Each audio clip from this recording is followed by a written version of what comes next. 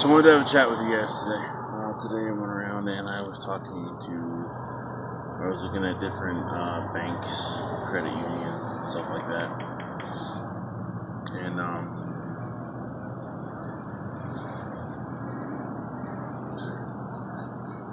so I wanted to talk to you guys about the difference between credit unions, community banks, which is what I use to bank at, and you'll have regional, and then you have mega banks. So I bank at a community bank, and the main difference that you're gonna find is, with the big banks, and actually funny because I just got a Facebook message from one of my buddies who banks in a mega bank, and me and him have this argument all the time. So yes, you have like Wells Fargo, which is where he banks at. Fuck it, since he mentioned where he banks at, I'll mention where I bank at. Well, actually, no, I won't, because it's a small bank, and there's only 2 branches, and some of you motherfuckers would look up the phone number and try to create some shit for me. So I don't think so. But anyway, so I was in the account. I was in this bank today called Vectra Bank, and I was asking them about what their minimums are and stuff like that.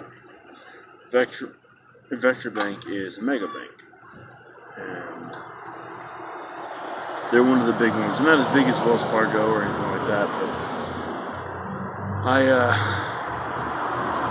so I was asking them what the minimums were for their savings accounts, which is $200, and mine's $25.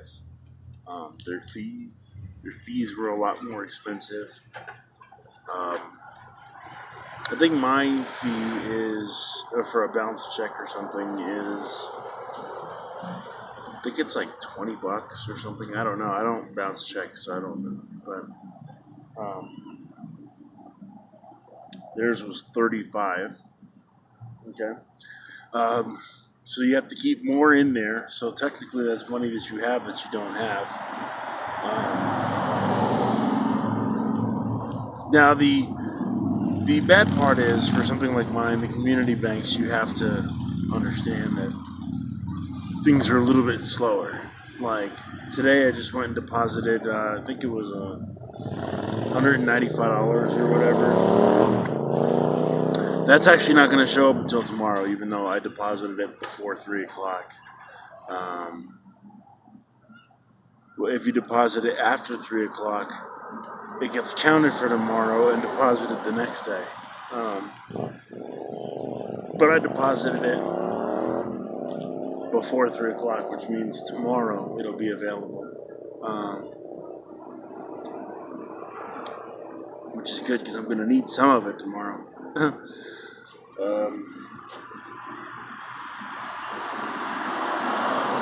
But your fees are a lot better, and the mega bank that I went into, like Vectra Bank,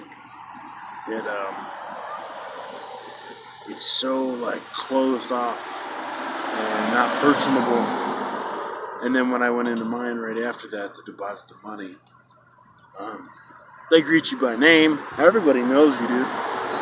Everybody knows you. Like, I've seen a couple people come in there and they know you. And you walk in, hey Joe, what's up? Blah, blah, blah. And I realize it's nothing special. It's just good customer service. But the fact that you're going to get a much more personal or better treatment at a smaller bank, it's pretty cool.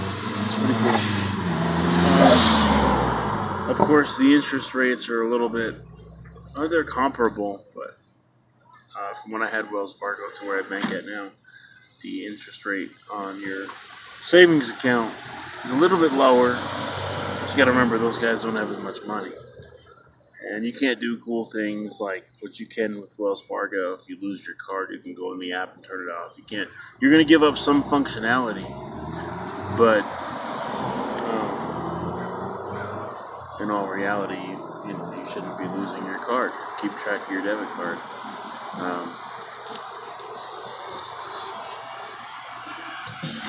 So overall, I think it's a little bit better of an experience being at a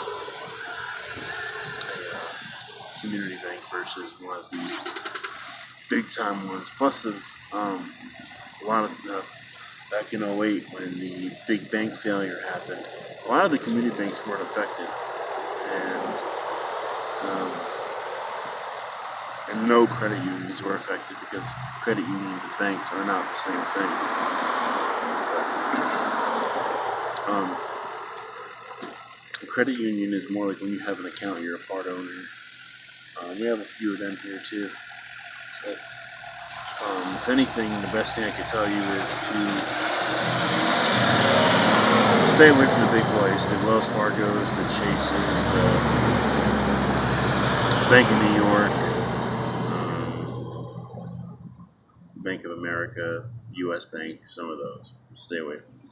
If you're gonna choose a bank to go to one of your local, I guess, credit unions or community banks. Later.